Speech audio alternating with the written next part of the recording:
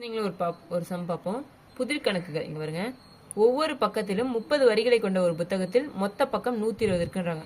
30 வரிகள் கொண்ட புத்தகம் மொத்தம் 120 பக்கம் இருக்குன்றாங்க. அதே செய்தி ஒவ்வொரு பக்கத்திலும் 25 வரியா, இப்போ 30 வரியா இருந்தது 25 வரியா ஆச்சுன்னா அது எத்தனை பக்கம் பிரிண்ட் ஆகும்னு கேட்குறாங்க.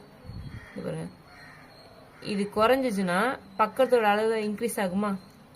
அப்போ டேரக்டா இதை மல்டிப்ளை பண்ணுங்க. 30 into 120 which is equal to 006360. அப்போ 25x which is equal to 3600 போடுவோமா?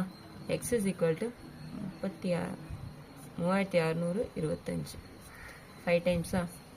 இங்கே பார்த்தீங்கன்னா 720 கேன்சல் பண்ணிங்கன்னா 1 4 4 ஆப்ஷன் ஏ தான் ஆன்சர். மொத்தம் 144 பக்கம் இருக்கும்.